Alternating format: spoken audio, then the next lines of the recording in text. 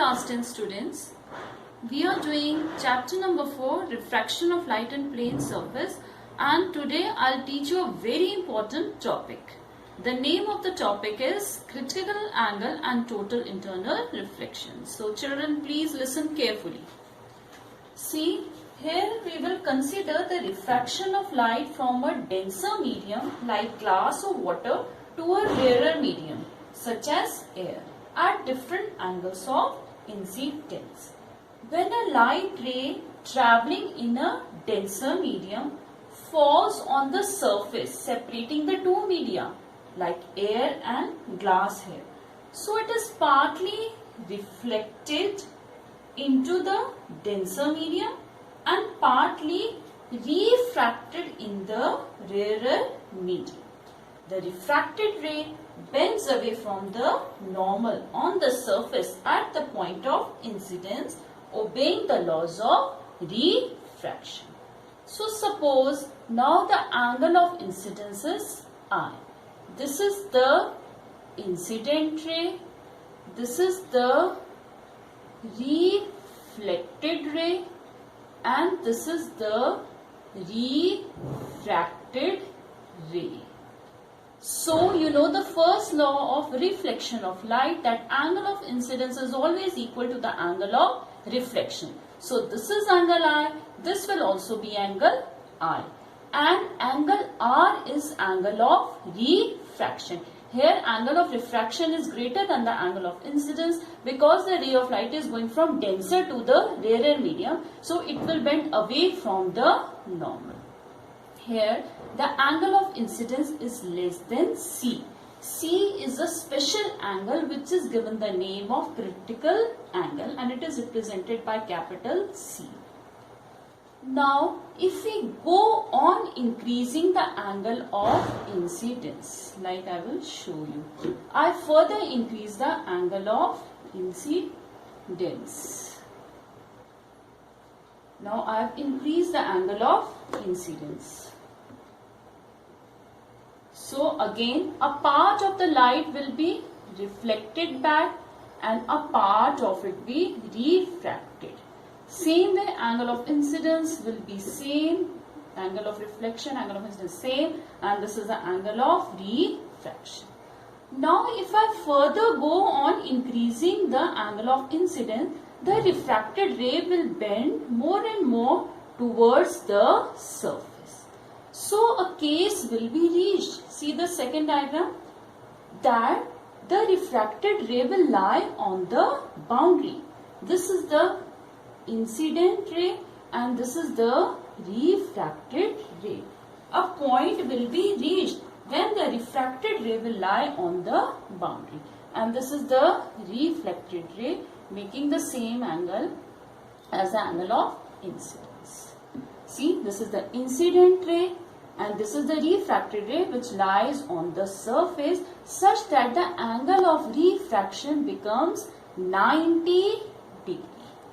So this angle of incidence, when the angle of refraction becomes 90 degree, this is known as critical angle.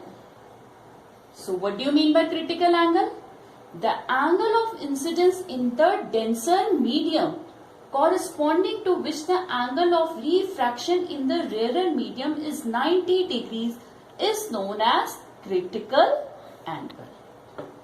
Now let us see this third diagram. Now I further increase the angle of incidence.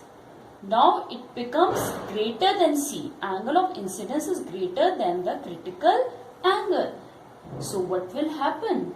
There is no refracted ray. The whole of the light will be reflected back into the same medium, because this was the maximum limit of the refracted ray when the angle of refraction was 90 degree. On further increasing the angle of incidence, the whole of the light will be reflected back into the same medium, and this is known as total internal reflection. Total internal reflection of light. Now the essential conditions for total internal reflection. There are two conditions which must be followed for total internal reflection to take place. The first condition is that the light must always travel from denser to the rarer medium. And second condition is that the angle of incidence must be greater than the critical angle for the pair of media. So, what is the definition of total internal reflection? You can combine these conditions that will give you the definition of total internal reflection.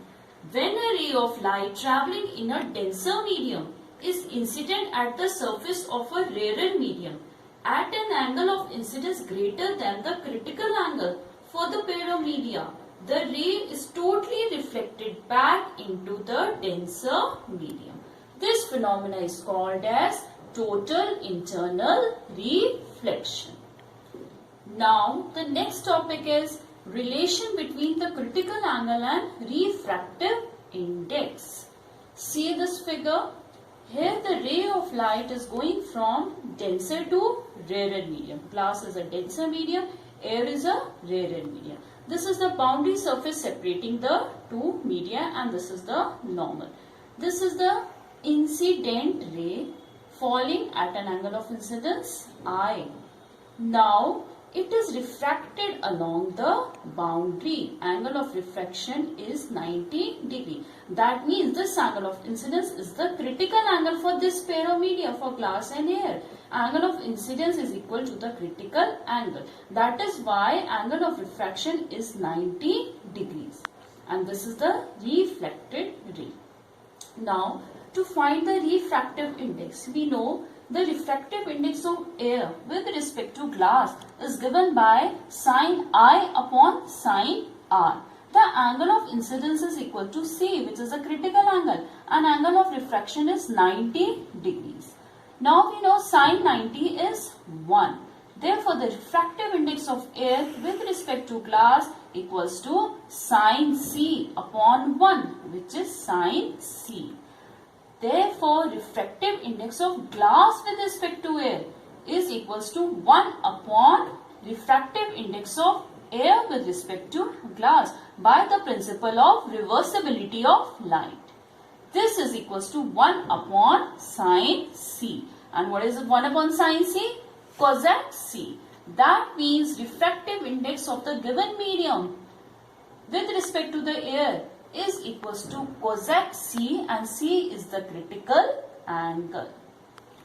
So children, this is all for today. Thank you.